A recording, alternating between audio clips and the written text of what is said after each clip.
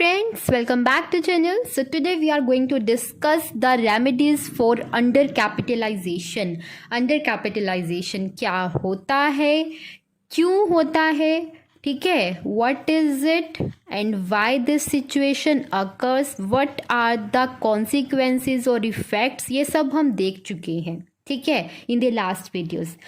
आज हमने ये देखना है कि ये जो सिचुएशन एक बिज़नेस में इनकर हो चुकी है इसको सही कैसे करें, इसको रेमेडिफाई कैसे किया जाए, ठीक है। तो वो आज हम देखने वाले हैं, बट उसको बताने से पहले कि क्या रेमेडिफिकेशंस की जा सकती हैं, उससे पहले मैं आपको कुछ डिटेल में बताना चाहूँगी। वो आपके लिए समझना ज़रूरी है ताकि आपको कंसेप्ट अच्छे से समझ में आ जाए, ठीक है।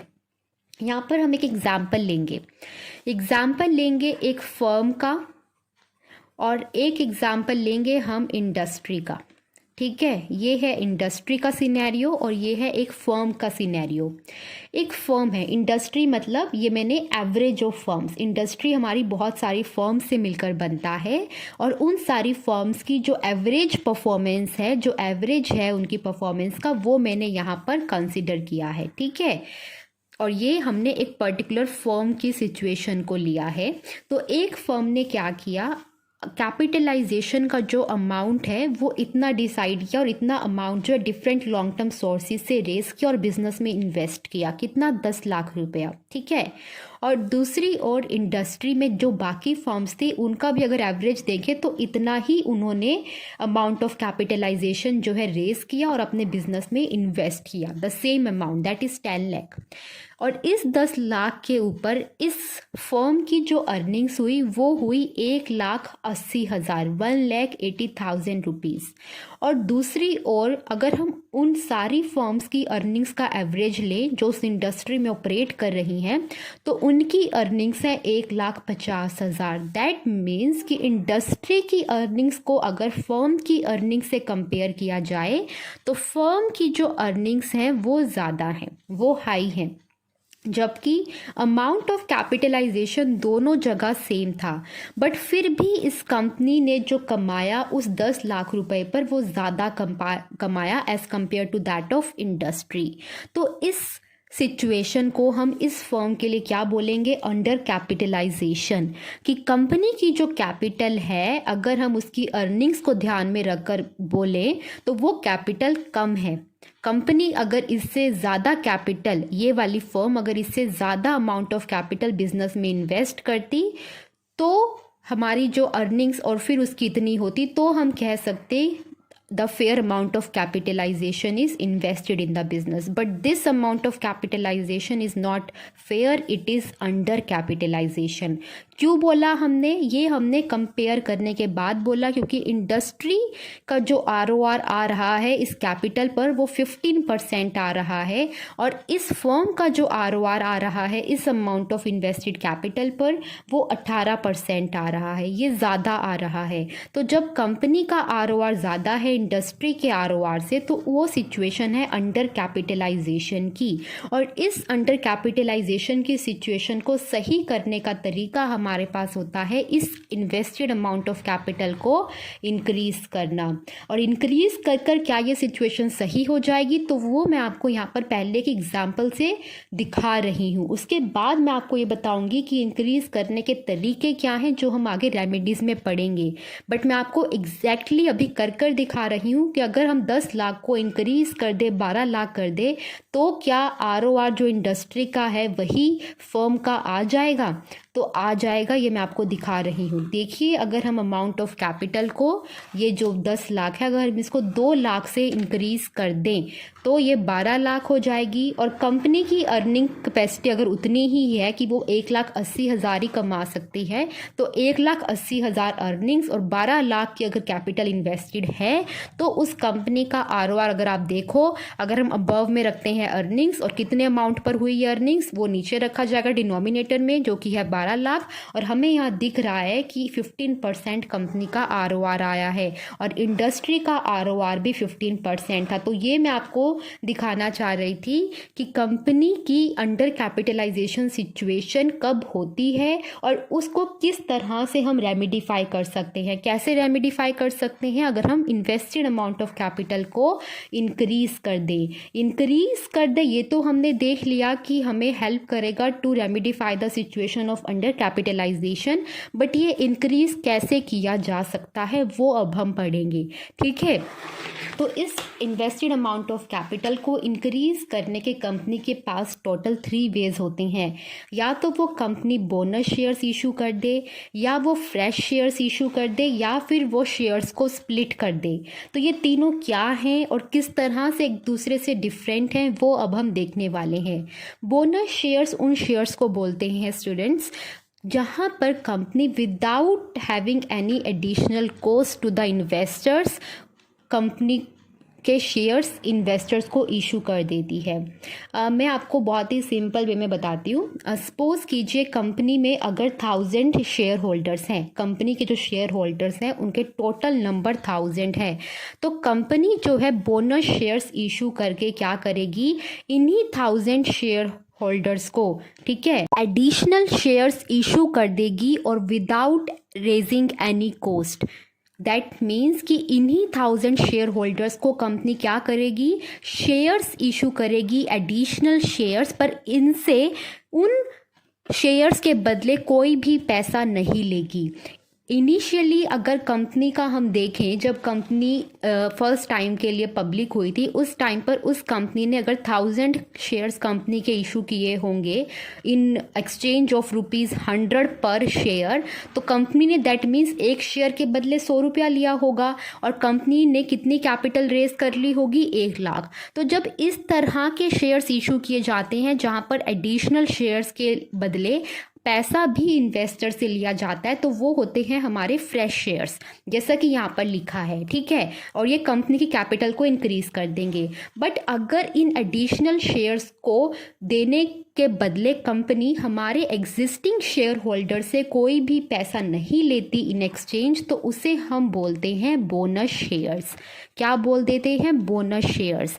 कि अगर कंपनी के total number of share holders 1000 थे, तो कंपनी इन्हीं 1000 एग्जिस्टिंग शेयर होल्डर्स को in proportion to their existing share holding, 1000 ये शेयर होल्डर्स हैं कंपनी के, जिनको कंपनी ने बिना कोई पैसा लिए इनसे कंपनी के एडिशनल शेयर्स इशू कर दिए हैं। सपोज कीजिए इन 1000 शेयर होल्डर्स के पास कंपनी के टोटल 3000 शेयर्स थे। कितने शेयर्स थे? 3000। तो कंपनी ने क्या डिसाइड किया कि मैं 3 शेयर्स इशू करूंगी उस हर एक बंदे को, कंपनी के उस हर एक इन्वेस्टर को जिसके पास कंपनी के 2 ऑलरेडी शेयर्स हैं।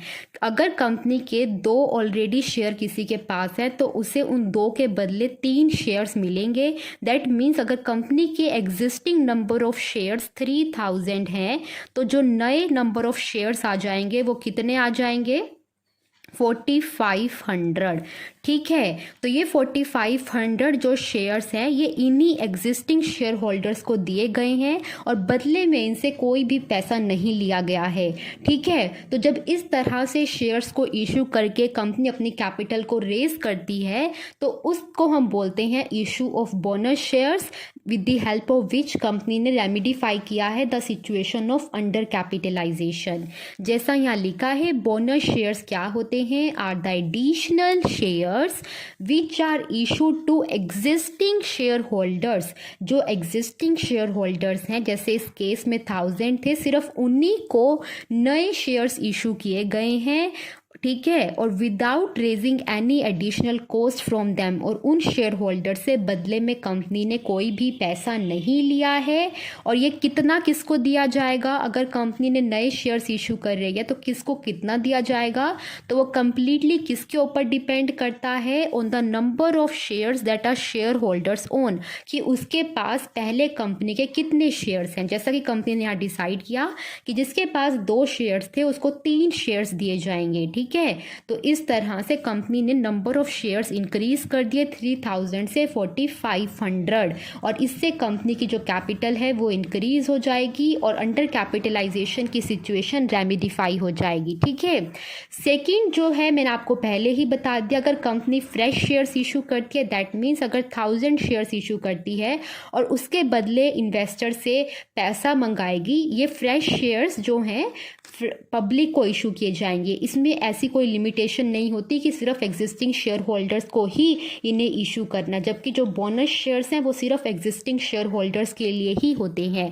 फ्रेश शेयर्स में हमारी जो पब्लिक है वो सब्सक्राइब कर सकती है, ठीक है। जो 100 रुपया पर शेयर के बदले जितना पैसा लगाना चाहे लगा दे, तो वो कंपनी का शेयर होल्डर बन जाएगा। अकॉर्डिंगली उतने ही शेयर्स का जितने शेयर्स उसने 100 रुपये दे के पर शेयर के अकॉर्डिंग खरीदे होंगे, ठीक है। तो ये पहले दो तरीके हो गए अंडर कैपिटलाइजेशन की सिचुएशन को रेमिडिफाई करने के, by raising the total amount of capitalization. Last जो हमारा तरीका है वे है to remedify the situation of under capitalization. वो क्या है? Is to split the shares.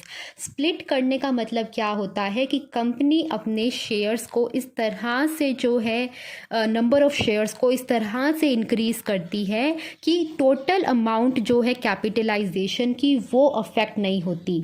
Total amount of market capitalisation वो अफेक्ट नहीं होती, बट कंपनी जो अंडर कैपिटलाइजेशन की सिचुएशन में थी वो उससे बाहर निकल आती है। वो कैसे है? ये थोड़ा सा डिफरेंट है बाकी ऊपर वाले जो दो मैंने आपको रेमिडिफिकेशंस बताए थे उनसे, तो इसे थोड़ा ध्यान से देखना।